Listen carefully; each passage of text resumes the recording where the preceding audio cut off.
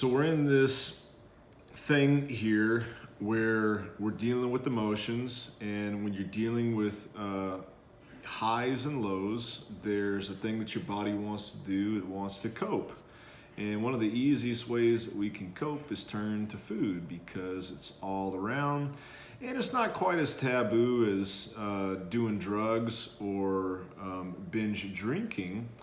But what I want to talk to you today is actually about stress eating. It's about binging on food in order to feel better about our situation. Now, I'm only going to speak for myself, but I can tell you in the last several weeks, it's been interesting to notice more and more of these urges cropping up. Now, you don't know this because I've never told you this, but overeating is something that I've struggled with for a long time. And it's different, I'll be honest, for a guy than it is for a girl. For a guy, it's a badge of honor. Man, in high school, when I kicked open that glass door to Subway, the sandwich artists, they would shudder. In college, when I walked through the saloon of a barbecue joint, the pitmaster, he'd hang his head low. But at 37, it's not that cute to overeat. Would you agree? So at some point I had to say, look, enough is enough. This thing that I was being applauded for, this thing that was a badge of honor, it's not healthy for me. And even worse still, I would do it, and then there would be this feedback loop of emotions that would make me feel bad about doing it, and then I wouldn't care, and then I would do it again. And so I've had to reconcile this thing for myself. And I share this with you because I imagine to a much lesser degree, you're probably going through some of the same stuff yourself. Now, I've been through the fire. I've seen some things. And I've helped many of you with the same urges and feelings. And fortunately, there are some things that you can do. Now, the first thing I'm going to recommend is a little counterintuitive.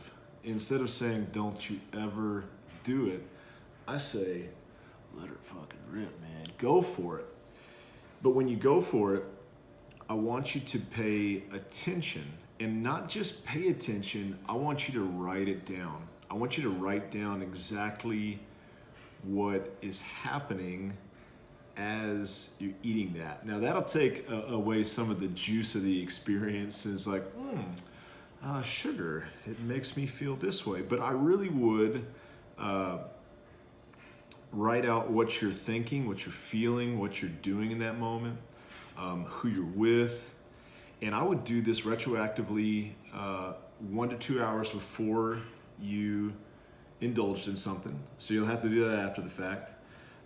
Do it right before you ate it, during, and then after.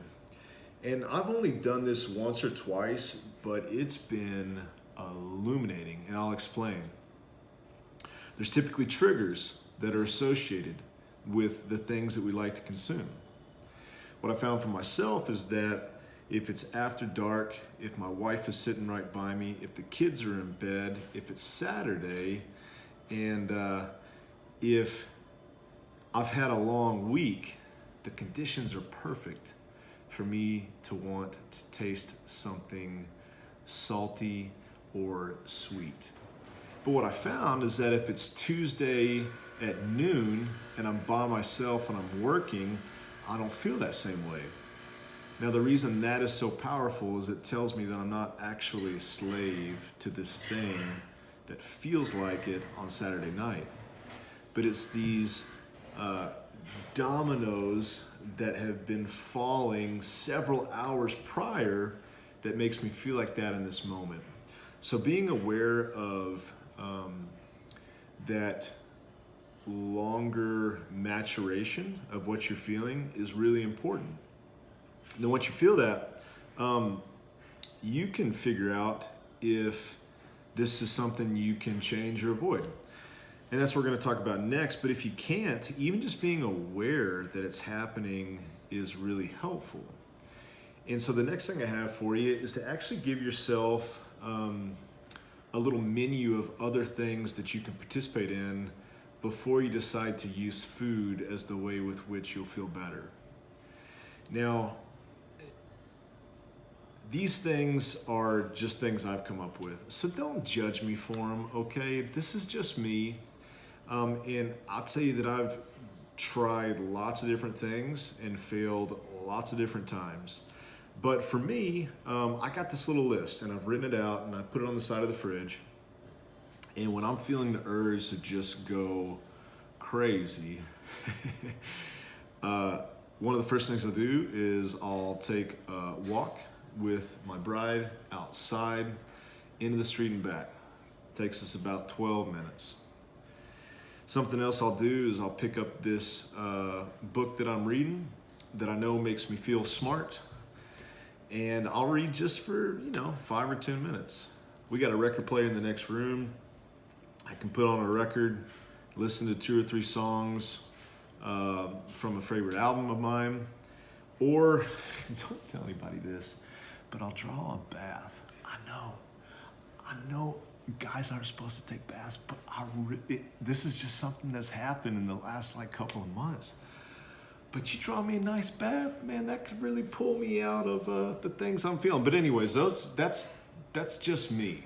You probably need to come up with your list, but like everything that we recommend, you got to track this, because what they say in science is if it doesn't work, it doesn't actually work. So you got to figure out man, how often am I going through this little menu? How often is it effective? And just like I said, you'll circle through some other things that don't work, but you'll land on a few things that it's man, this really aligns with what I dig, what I'm into, and also it gives me a couple of alternative routes to eating that thing that I know isn't going to make me feel great at some point after the fact. Now, lastly, I decided that when all of these emotions that were surrounding Saturday evening, that I had to change up that routine. For me, I was taught nutrition that it had to be incredibly stringent and strict for 6 days, and then Saturday was the international cheat night where I could just basically from sun up to sundown just go hard in the paint. And what I became aware of is that I had this scarcity around Saturday, that I knew that was the only day that I could enjoy food. And so whether I was aware of it or not, I would try to cram more and more and more in there, because I knew once Sunday rolled around, I was right back on the straight and narrow. I realized that just for me, and it may work for lots of people, wasn't doing me any favors. And when I gave myself permission to indulge in something other times, and again, this is only for my brain and the way that it works, I actually indulged less. Furthermore, on Saturday, when I was really supposed to go hard, it wasn't quite the trigger that it once was. Because I had had a couple of French fries on Wednesday, and I had a cappuccino on Friday, then Saturday rolled around and it didn't feel like I really deserved to do this. I didn't have to barter with myself. And so changing that took the power away, it took the trigger away. So, hey, you may not, the stoic disciplinarian that you are, you may not have an issue with this. But if you find yourself like me, turning to food more and more often to feel better, take a step back, pay attention to what's going on, pay attention before, during, after. Come up with some other ways that align with the things that are important to you to decompress or feel better that don't include food.